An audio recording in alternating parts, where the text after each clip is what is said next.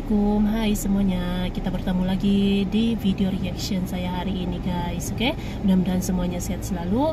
Nah, kali ini saya mau tengok video tentang ini ya. Bahasa Indonesia sudah lama dipelajari di Rusia dan Amerika. Sudah lama dipelajari katanya. Oke, so jangan lama-lama lagi. Mari sama-sama tengok video ini. Let's go.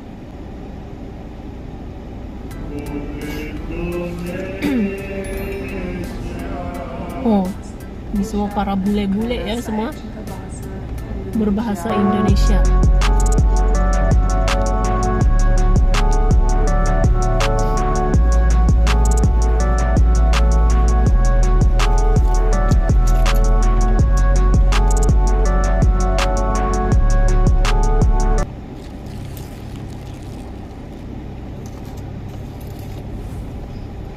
Halo sahabat Citizen.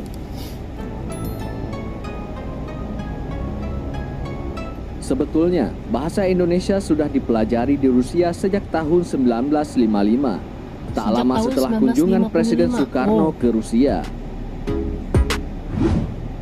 Mulanya dikirimkan Profesor Ontoyo untuk mengajar bahasa Indonesia di Moscow State University, lalu berlanjut ke universitas lain di Uni Soviet.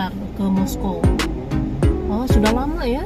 Sejak itu, kajian dan penelitian bahasa Indonesia mulai bermunculan, mulai dari aspek linguistik, sastra, hingga tata buku bahasa baku.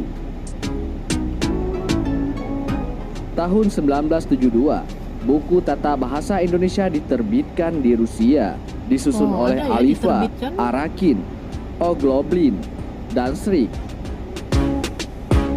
Tak hanya di Rusia, bahasa Indonesia juga kian diminati oleh negara lain seperti Australia dan Amerika Serikat.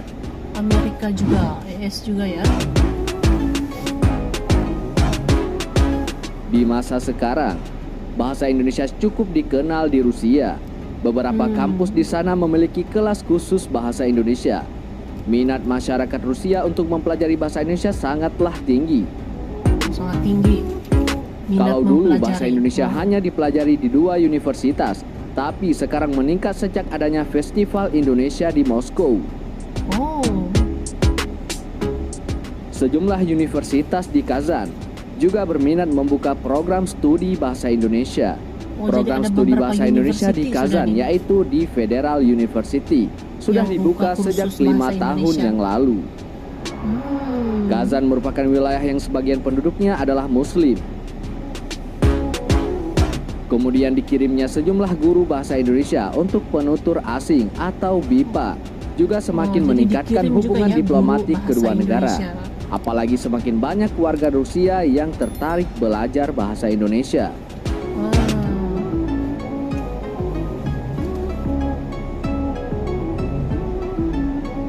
Untuk meningkatkan kualitas pengajaran bahasa Indonesia, KBRI Moskow sudah mendapat bantuan pengajar bahasa Indonesia bagi penutur asing atau BIPA dari Kemendikbud.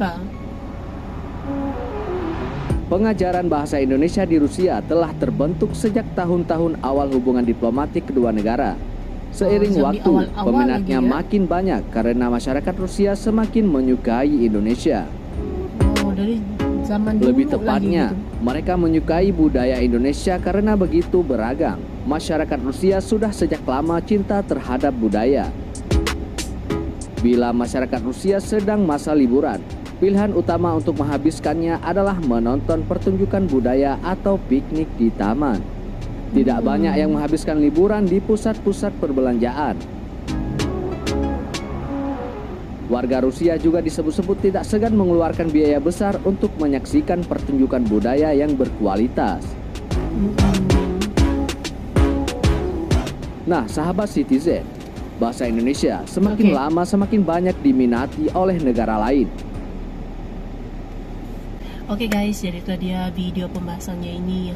Jadi memang sudah dari zaman dulu lagi gitu ya. Pada tahun 1955 memang sudah bahasa Indonesia itu sudah mulai dikembangkan. Tadi itu telah dihantar profesor daripada Indonesia dihantar ke Moskow, dan di sanalah bermulanya perkembangan gitu sampai diterbitkan lagi buku tata bahasa Indonesia sampailah sekarang ini. Sekarang ini ada banyak juga tenaga pengajar daripada Indonesia yang dikirim dikirim ke Rusia lah, ke Moskow gitu, untuk mengajar bahasa Indonesia kepada penutur-penutur asing ini gitu.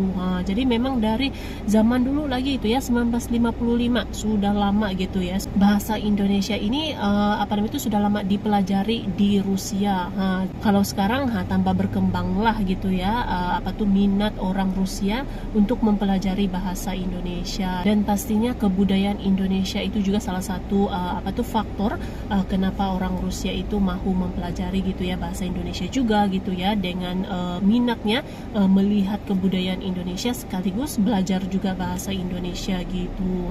Jadi memang perkembangan bahasa Indonesia di Rusia itu sudah dimulai dari zaman dahulu lagi gitu ya, dari tahun 1955 ini. Wow.